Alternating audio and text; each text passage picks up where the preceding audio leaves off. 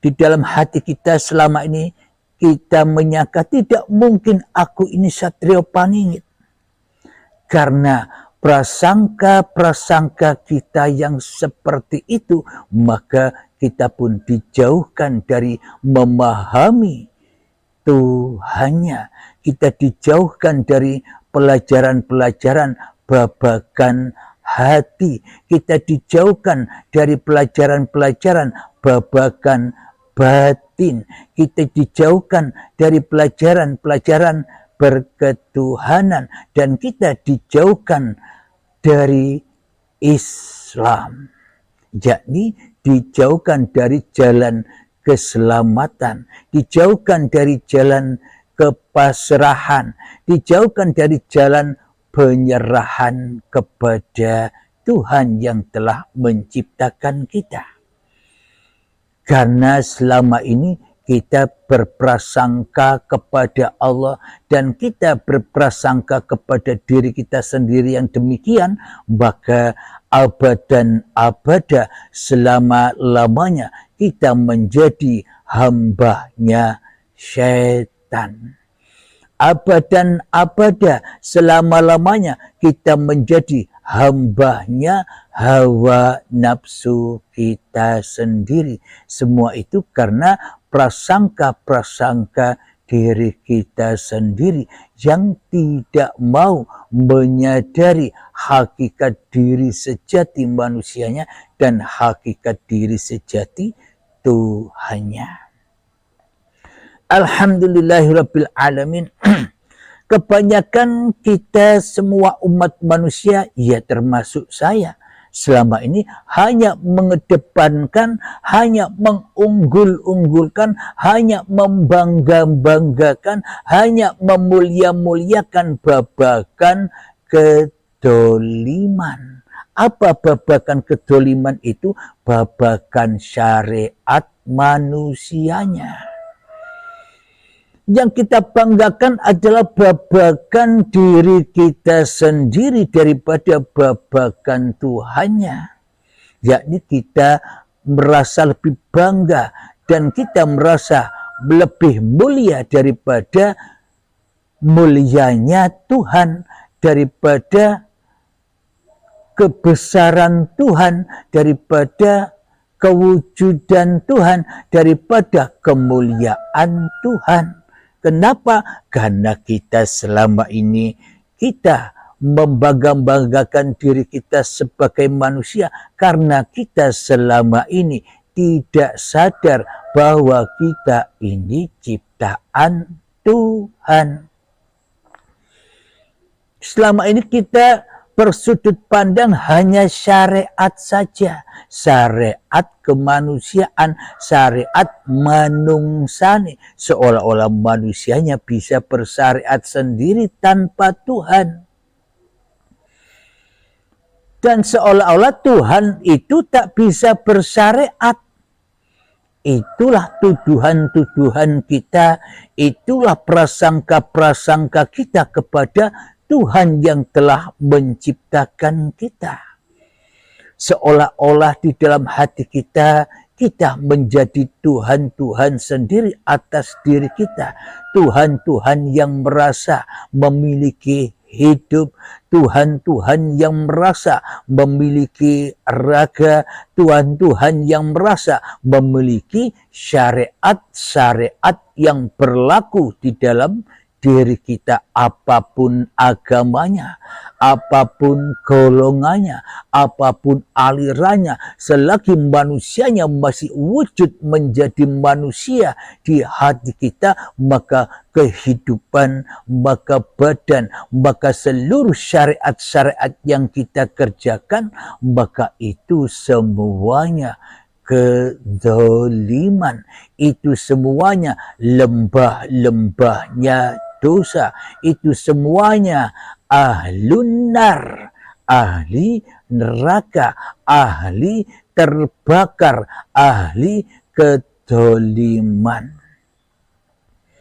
Jadi selama ini Satrio Paningitnya masih berada di dalam neraka, digembleng, disiksa, dengan apapun yang dicinta-cintainya di dalam hatinya.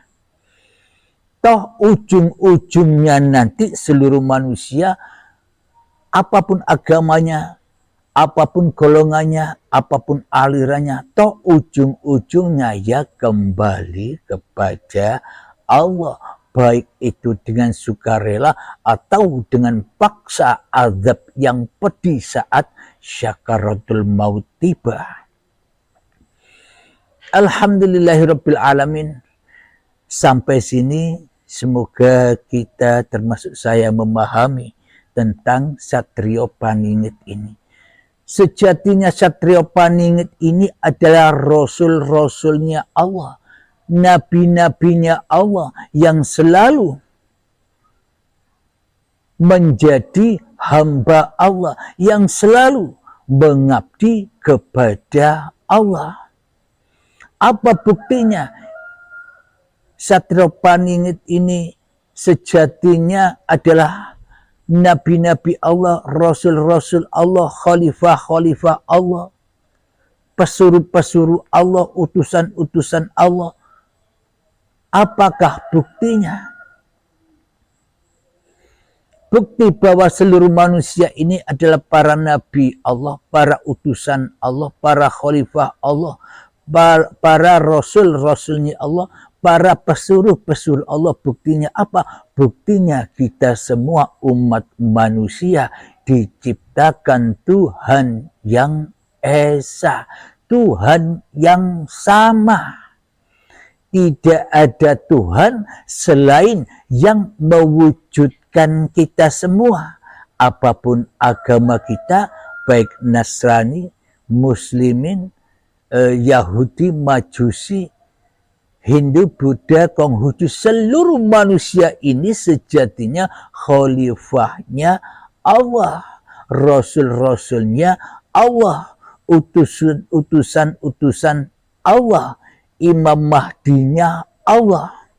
Berhubung manusianya selama ini belum menyadarinya bahwa dirinya adalah utusan Allah, bahwa dirinya adalah ciptaan Allah, bahwa dirinya adalah rasul-rasul Allah, bahwa dirinya adalah Imam Mahdinya Allah, Imam Mahdinya Tuhan, yang mana diperuntukkan untuk memberantas angkara murka yang ada di dalam setiap jiwa-jiwa manusianya. Karena kita tidak menyadari itu, maka selamanya kita hanyalah menjadi Satrio Paningitnya, hanyalah menjadi rasul-rasulnya, hanyalah menjadi nabi-nabinya, hanyalah menjadi utusan-utusannya, hanyalah menjadi pesuruh-pesuruhnya, hanyalah menjadi budak-budaknya iblis dan setan. Karena kita selama ini tidak menyadari di dalam hati kita bahwa kita ini loh ada yang menciptakan, bahwa kita ini loh ada yang mewujudkan, bahwa kita ini loh ada yang menghidupi, bahwa kita ini loh ada yang menggerakkan, bahwa kita ini loh ada yang menguasai. Selama ini kita tidak sadar itu. Marilah para sahabatku, wahai seluruh manusia, bangkitkan Satrio Paningitmu, bangkitkan Al-Mahdi yang telah lama tidur di dalam dada-dadamu, bangkitkan kerasulanmu di dalam dadamu, bangkitkan bahwa dirimu itu hanyalah utusan-utusan Tuhanmu yang telah menciptakan kamu. Bukan rasul dan bukan utusan setan, bukan rasul dan bukan utusan hawa nafsumu dewe-dewe. Selama ini kita beragama dan bertuhan apapun agamanya, apapun Tuhan-Tuhan yang kita sebut, itu sejatinya Tuhan yang satu, Tuhan yang esa. Tak ada Tuhan lagi yang disebut Tuhan kecuali Tuhan yang menghidupi. menghidupimu, yang mewujudkanmu. Siapakah dia Tuhan itu? Bismillahirrahmanirrahim. Allahu la ilaha illa huwal hayyul qayyum. Allah, tiada Tuhan yang berhak disembah. Dialah hidup, yang menghidupi seluruh apapun yang diciptakannya. Nah, jadi Tuhan itu hanya satu. Siapa? Hidup yang telah lama kita akui sebagai hidup kita ini loh, Tuhannya seluruh manusia. Karena hidup itu hanyalah milik Tuhan. Sedangkan manusia yang diciptakan ini sejatinya tidak ada. Sejatinya gaib, sejatinya mati. Itu yang tidak kita sadari selama ini. Sehingga kita selalu menjadi satrio paningitnya iblis dan setan, guna diajari, guna dibimbing untuk menentang-nentang, untuk menyerang-nyerang Tuhannya. Jadi beragama dan bertuhan kita selama ini yang masih ala syariat, yang masih terkungkung dan terbelenggu dengan hukum-hukum syariat, itulah yang dimaksud binaan-binaan iblis dan setan. Kenapa saya bilang seluruh syariat-syariat agama-agamanya manusia itu adalah binaan iblis dan setan? Karena di dalamnya nafsi, karena di dalamnya mengaku-akui bahwa syariat ini adalah syariatku sendiri. Pergerakan apa yang kulakukan di dalam hidup dan badan ini ya karep dan kehendakku dewe-dewe, sehingga akan menjadi kontradiksi, sehingga akan menjadi permusuhan-permusuhan antar manusia, permusuhan-permusuhan antar umat beragama, permusuhan-permusuhan antar golongan, permusuhan-permusuhan antar aliran. Kenapa? Karena semuanya masih beragamakan ala iblis dan setan, yang mana syariat-syariatnya masih pulang, masih kembali rojiun kepada iblis dan setan. Syariat-syariat yang kita lakukan selama ini kan kembali bukan kepada Allah, tapi kembali kepada hawa nafsu kita sendiri. Itulah yang dimaksud agama-agama apapun yang ada di dunia ini, ketika kita masih merasa wujud jadi Tuhan di dalam hati kita, ketika Allahnya, Tuhannya masih tak ada, masih gaib, maka selamanya syariat-syariat yang kita kerjakan adalah syariatnya iblis, syariatnya hawa nafsu, sehingga kita mudah disulut api adu domba antara umat beragama, sehingga kita mudah disulut api, yakni api adu domba antar golongan, disulut api adu domba antar aliran-aliran, saling menjelek-jelekkan aliran satu dengan aliran yang lain, saling menjelek-jelekkan golongan satu dengan golongan yang lain, saling mengejek-ejek, saling menjelek-jelekkan agama satu dengan agama lain. Itulah buktinya bahwa kita selama ini menjadi satrio paningitnya, menjadi anak didiknya iblis dan setan. Alhamdulillahirabbil alamin. Semoga saya pribadi dan semoga kita semua memahami ini. Alhamdulillahirabbil alamin. Itulah sekilas tentang satrio paningit yang mana kita wajib umat manusia ini menyadari bahwa kita selama ini telah disembunyikan oleh iblis dan setan, supaya tetap kumpul iblis dan setan di dalam anar, di dalam nerakanya Allah yang dihuni oleh iblis dan setan. Oh, ternyata iblis dan setan itu awakku dewe. Selama awakku dewe, selama diriku masih ada, maka selamanya ya disiksa di dalam kehidupan dunia ini. Disiksa dengan apa-apa yang kita cinta-cintai, disiksa dengan apa yang kita bangga-banggakan, disiksa dengan apa yang kita mulia-muliakan.